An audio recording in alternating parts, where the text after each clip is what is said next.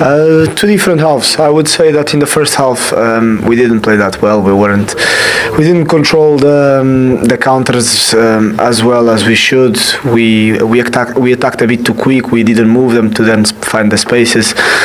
And then a second half where we had a lot of chances. That's my perception. That's what I felt. And today was one of those days where we couldn't finish them, and it's fine. It's a point. Obviously, was not happy. We're not happy because we wanted better than this, but still a long season. Pep, that was quite the game. What did you make of it? Good. We take the point. So second half was excellent. We miss. We cannot score in 6-yard box. How many times we're in the 6-yard box, against the keeper or the other one, and could not convert. And of course the threat that they are really good. But really pleased with the performance, especially in the second half. Were there times when you're watching it, as you say, some of the opportunities that you had, you're thinking, surely it's got to go in, or is it just one of those nights? There's a mystery. I don't have answer to your question. So sometimes, I don't know, we create a lot against that team in this stadium, especially in the second half. In the first half, we struggled simply because we struggled against the pressing, but Rodri gave us the extra pass, the composer, to break the lines, and after we could run, and second half was much, much better. How difficult was it to break Sunderland down defensively? How good were they today? First half a little bit. They made man marking so aggressive. We could not keep the ball, the people up front. But in the second half, we break better. And of course, the threat, they are so physical, they are so strong. So it's not surprise on that. But we take the point. It's a long way. What did you make of the battle as well between Mukiele and Haaland, especially in that first half? It seemed like both of them were giving as good as they got. Yeah, it was a good battle. Is that one of the things that you had to try and work on in terms of trying to get Haaland in those spaces, because Mukiele wasn't really giving him anything at all? Yeah, but to that we have to make before 3 or 4 passes. Otherwise, it's difficult. When you come away from a game like this, goalless draw, do you accept the point or do you feel like you deserve more? It's what it is. We cannot change the result. So we can analyze always. They can say, you had to score this action or the other action. So you never know. So, but it's what it is. The results always is what it is. Philosophical Pep Guardiola on 2 points dropped for the Stadium of Light. Is it a setback, Daniel, in the title race? Bump in the road? No, I don't think it is. Is it a good point? Yeah, it's a good point. Sunderland are fantastic at home. We've seen what they're all about. We know how good they are. So I don't think it's a step back. I think it's a point earned. I think they would feel that they deserve to win the game. I think that's where the disappointment is. If you asked me before the game, would they have wanted to go there and win? Absolutely. But the point's a good point away at Sunderland. We've seen other teams struggle there. So, the disappointment comes in the chances they created. He would have felt like we should have came away with the win. Did you say 7 clean sheets for Sunderland at home? I mean, it's difficult. Only City and Arsenal have conceded more than newly promoted Sunderland. And City's XG was just short of 3. It's just one of those days. I think, looking back, you'll be disappointed with the chances that he didn't take. But in the course of the season, how Sunderland have performed, I think it's a... Well, of course, they held Arsenal there as well. Exactly that. But it's not just that. They're missing, 6 players to AFCON, Ballard out as well. And to put in that performance and be so organised, the manager needs a lot of credit as well. How do you see the title race at the halfway stage? This is the halfway point. Oh, you want us to predict again, dear? No, I just want your reflections on it. I think it's going to go all the way. I think Man City still look dangerous. Rodri coming back. Doku coming back. I thought Savinho did excellent in the first half. Arsenal just look really robust. They look like they might not risk the game as much as Man City in terms of trying to get forward and score goals, but they look really good defensively. And the squad, we've talked about the squad many times before, but having Gabriel back is a massive bonus for them. Offensive, defensively, organisation. And it was a big game against Villa, getting that win in terms of... It feels like there was a lot of pressure, and Aston Villa have caused them problems in previous seasons, but for them to get over the line in that way, it give the club a big boost. How do you see it? Yeah, I think Manchester City probably surprised, a lot of people in terms of how well they've played so far, considering where they were last year. You look at them this year, they're going in the right direction, and I think they're building that confidence and that belief that, OK, you know, we're getting back to our best now. Just like Meek said there with the Rodri, you know, he's come back to fitness now and potential new players joining the club as well. They've got that optimism. You can see that Pep, he looks like he's got that, you know, that feeling that they can actually challenge and win it as well. And for Arsenal, you know, we talk about Arsenal and we say, when are they going to take the next step? Could this be the year? The players they have, they've got goals in the wide areas. They've signed a striker who should be able to help them score goals. They've got Gabriel Jesus coming back, who's been brilliant for the club through the course of his career, and Havertz. And then defensively, like Meek said, with Gabriel coming back, Nkapie has been brilliant, Mascara's been brilliant. That was the question mark before. OK, the defenders, if they lose Saliba, they lose Gabriel, maybe they can't compete. Maybe those injuries. They've signed two quality centre-backs who help them. So all around the pitch now, there's really no excuses just for Arsenal outside of injury. You know. No, I was just saying, obviously you've won the Premier League, and it's just... Everyone sort of talks about Arsenal and the pressure and the nervousness. But when I won the league at Man City, it was always like that. It was up and down and up and down. And it comes from the fans are going to be nervous. That's a normal thing. In the camp, you're looking at every single fixture. You're looking at, well, maybe we can get a point there. Can we get a draw as long as we don't lose there? I remember going back to the year we won it, and Man United dropped points to Everton, late doors. I think it was 4-4 in that game. And there's going to be moments within the season where it's going to be the turning point for both. Obviously, they play each other, I think it's in April. That's going to be a massive game. But I think it's going to go all the way to the end, because the know-how of Man City, but the willingness of Arsenal as well, wanting it so much. 4 points at the halfway stage, and we can't really ask for two. It certainly is. That's his former assistant, Enzo Maresca, in case you weren't with us at the start of the show or the start of the day, has parted company with Chelsea on the first day of this new year. Now, he's talking about the chances and how they didn't find a way through in the 6-yard box. City's best two, actually, came to their substitute left-back, Guardiola. We know what a goal threat he was last season. He had a couple of decent efforts here, didn't he? Yeah, normally quite a reliable source of goals for a defender. Unfortunately for him there, he just lost his balance and he was probably going down as he was heading it. However, still, when you're that close to goal, you can see he's quite clearly onside. He just loses his balance and he's just trying to struggle to stay upright before he heads it. And he gets plenty on it, and you would have thought the power would have gone past the goalkeeper, but what a reaction save that is. And then this is not even a 1 in 10 chance. I mean, this is just so speculative. He does so well to get this on target. Or just off target, I should say. But it's a great effort. The header is the one that he'll be going to sleep tonight thinking, could I have done better?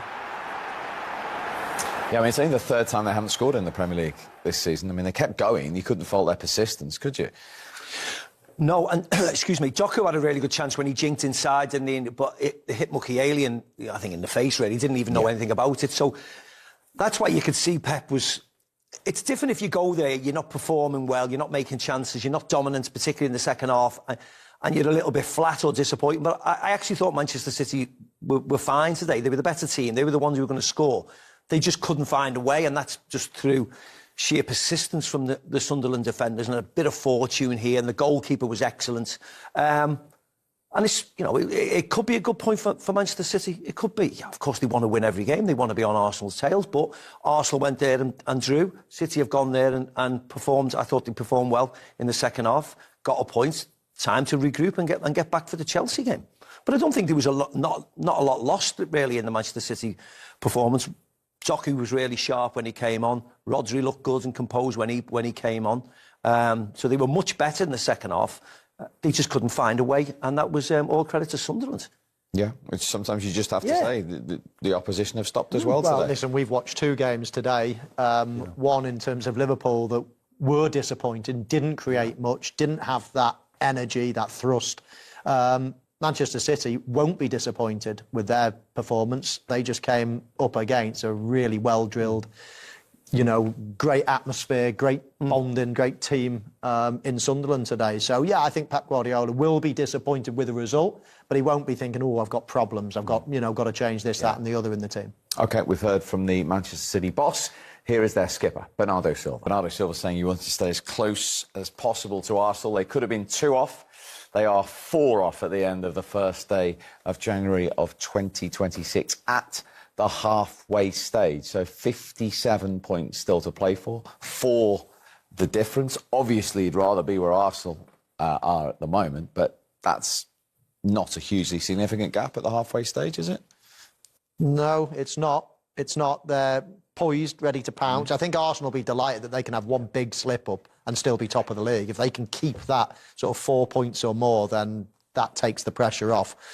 While it's only 2 points, let's say, you're always a little bit nervous looking over your shoulder. But first half of the season done for Arsenal, you know, full marks. They've not been flawless, but they've done what they expected. And actually, they've got, you know, players coming back now as well. I'm actually really impressed with Manchester City, though, because I didn't think they'd be this good this soon, this season.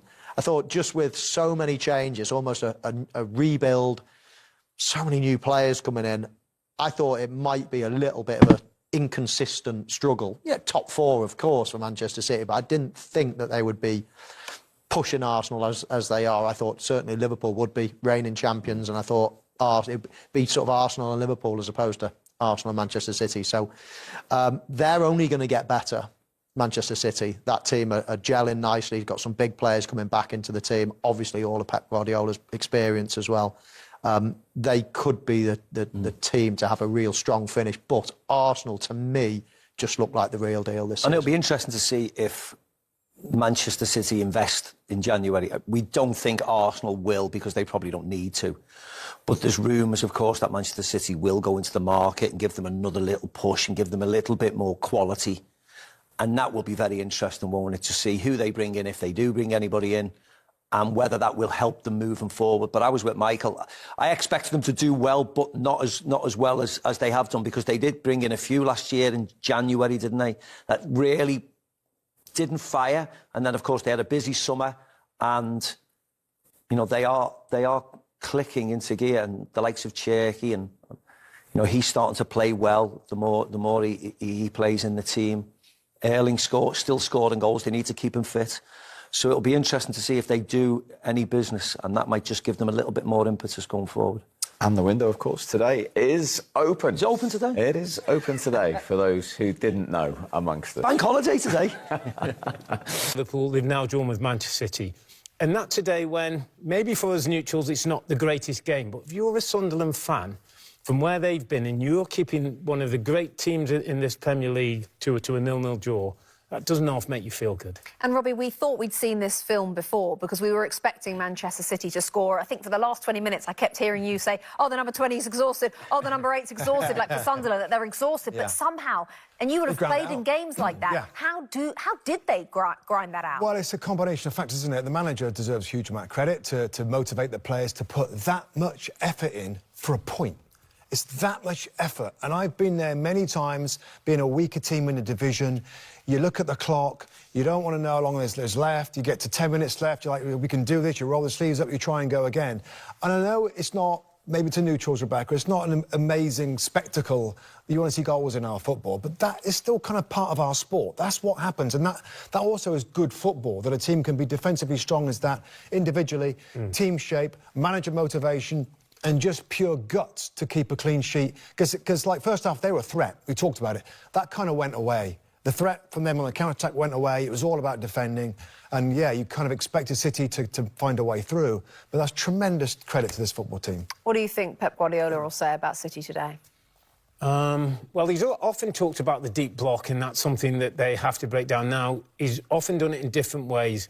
Width coming from wingers or fullbacks, you know, making incisive runs. There just didn't quite happen today against a team that were unbelievably well set up, unbelievably committed to what they were prepared to do. And, you know, Sunderland have to take credit for that. Let's not just say at Manchester City, oh, it's points dropped.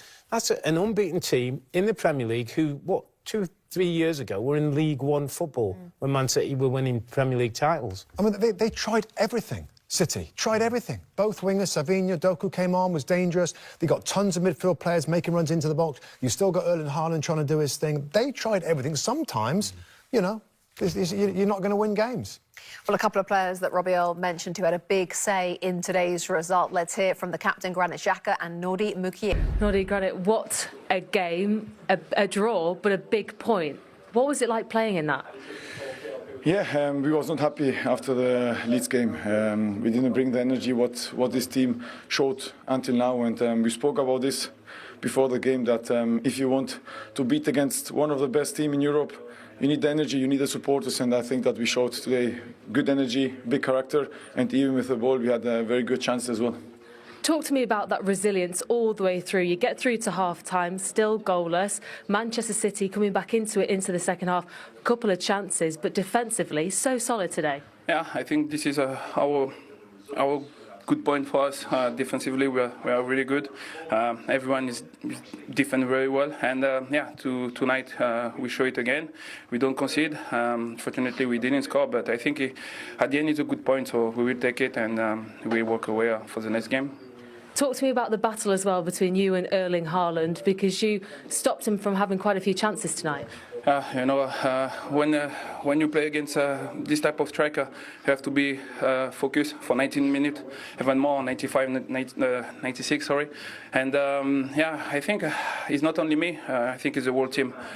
We work very well, and we didn't concede, and he didn't score. So at the end, as a defender, I'm very happy, and I'm also happy for my goalkeeper, because he did it well also. So yeah, I'm happy, really, yeah.